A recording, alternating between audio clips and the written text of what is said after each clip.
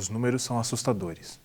Em apenas um ano, o Brasil atingiu o número de 60 mil homicídios. Na última década, cerca de 553 mil brasileiros foram assassinados. Mas o problema não para por aí. Desses casos, você consegue imaginar quantos são solucionados? Dentro dessa série, iremos nos aprofundar em crimes que chocaram a opinião pública paranaense.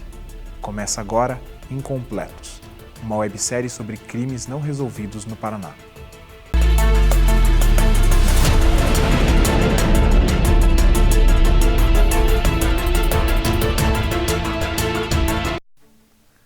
Na manhã de 25 de maio de 1982, Cecília e Elizabeth Nakadaira, que tinham respectivamente 10 e 12 anos, saíram da chácara dos avós para ir para a escola.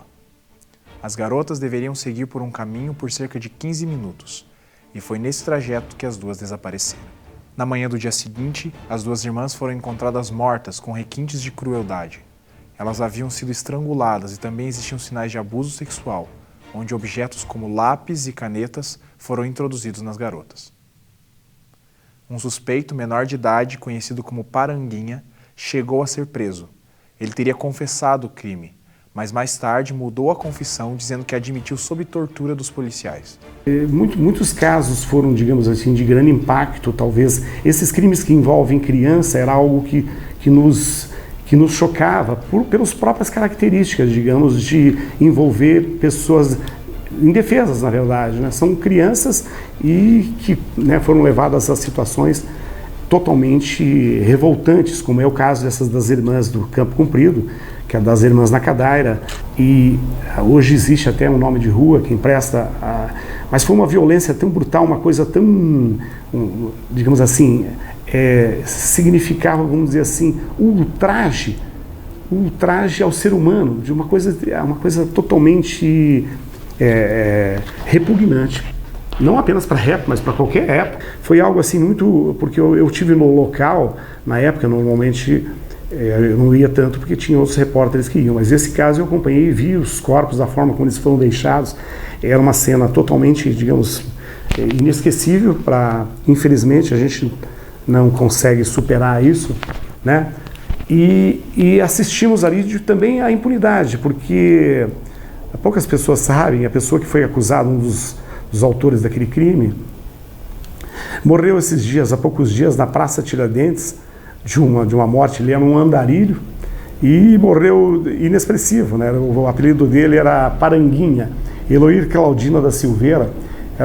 Ele era menor, um pouco antes ele tinha cometido um crime enquanto menor, depois ele já era adulto, tinha 18 anos, e ele tinha cometido um crime parecido, e ele foi envolvido nesse caso como sendo um dos possíveis autores pela precedência de ter um crime anterior do qual ele tinha se envolvido. Muitos anos depois, a polícia nunca deu por esclarecido esse crime, mas na verdade o autor desse crime ele morreu depois de um confronto com a polícia, e que ninguém nem deu bola, a imprensa também desprezou essa informação, mas o autor acabou sendo, um apelido dele era um tal de Polaquinho, acabou morrendo numa ocorrência policial, mas as pessoas nunca mais deram interesse a isso. Mas essas meninas foi em maio de 1982, né? Eu era foca ainda, eu estava iniciando a minha carreira jornalística, né? Isso há 37 anos. É um dos casos emblemáticos que a polícia paranaense nunca conseguiu dar uma resposta satisfatória à comunidade. Caso lamentável, duas irmãs que iam para a escola foram abordadas no caminho, abusadas sexualmente, com requintes de muita crueldade. Depois, mais tarde, os corpos foram encontrados e iniciadas aquelas investigações de praxe. As investigações foram se alongando, prenderam um suspeito que muito mais tarde, primeiro confessou, era menor de idade, primeiro confessou o crime, depois, mais tarde, passou a negar e mais tarde ainda acabou morrendo na prisão. E, na verdade, o caso sempre ficou, será que foi o tal do Paranguinha que matou as irmãs ou não? A imprensa na época trabalhou exaustivamente sobre o caso, mas como na época tudo era mais difícil, não tínhamos celulares, não tínhamos computadores, não tínhamos nada da era digital, ficava absolutamente mais complicado de fazer investigações sobre o caso, e basicamente o que a imprensa divulgou e acompanhou foram as investigações policiais. E eu acho que todo mundo ficou devendo nesse caso, né? Devendo uma explicação plausível e a prisão dos assassinos, porque é quase que inacreditável que apenas uma pessoa tenha feito ou cometido tamanha barbaridade. A imprensa naquela época acompanhou da forma mais simples possível, digamos assim, reportando aquilo que a polícia investigava. Elas moravam com os pais em Fazenda Rio Grande, que naquela época era um distrito de Mandirituba ainda, mas lá, né, naquela época era só chácaras e não tinha escola para elas estudarem de 5ª a 8ª série.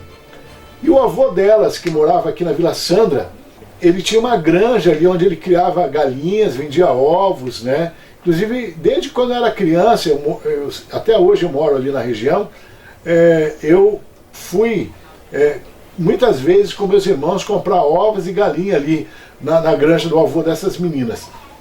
E aquele tempo, para ser uma ideia, era uma região de muita mata.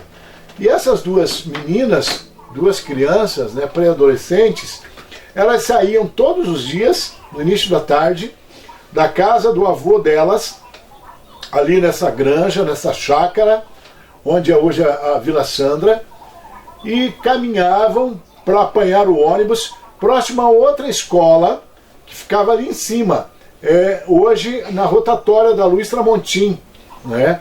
Então elas subiam todos os dias pelo meio do mato, até hoje ali. Numa tarde elas saíram para ir para a escola logo após o almoço e não retornaram. O tio ficou preocupado, aquela noite procuraram, e no dia seguinte, pela manhã, se eu não me engano, próximo já da hora do almoço, localizaram os corpos delas ali, próximo a um pinheiro, quase embaixo do pinheiro. A polícia trabalhou e prendeu um rapaz. A gente até não pode citar o nome desse rapaz, porque a sentença já foi transitada e julgada, né?